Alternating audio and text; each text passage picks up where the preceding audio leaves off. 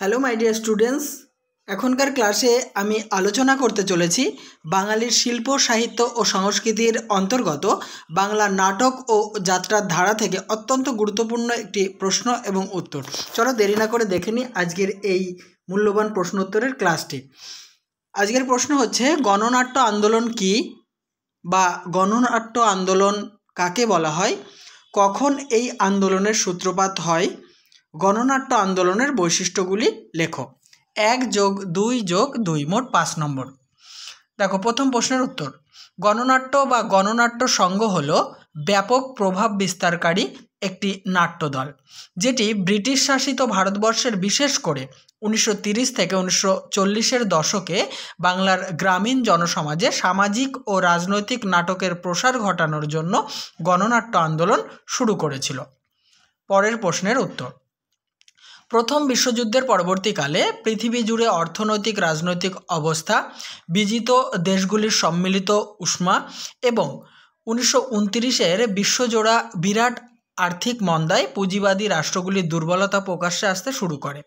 এই সুযোগে Italy, Germany, Spain, Greece ও জাপানে দেশাত্মবোধের মুখোশে একনায়কতন্ত্র ও স্বৈরাচারী ফ্যাসিস্ট শক্তিগুলি মাথাচাড়া দিয়ে উঠতে থাকে।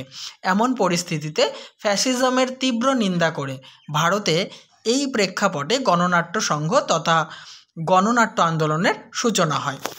জেনে নেব শেষ প্রশ্ন, গণনাট্য আন্দোলনের বৈশিষ্ট্য। দেখো, গণনাট্য আন্দোলনের বৈশিষ্ট্যগুলি নিচে আলোচনা করা হলো।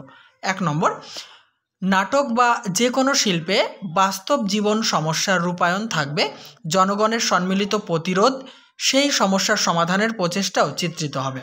2 নম্বর, ব্যক্তিকে বিশিষ্ট শ্রেণীভুক্ত করে দেখানো হবে, তার শ্রেণী মানসিকতার রূপায়ণও থাকতে হবে। নেক্সট বৈশিষ্ট্য, ব্যক্তির পরিবর্তে সমষ্টির কথাই মুখ্য হয়ে উঠবে।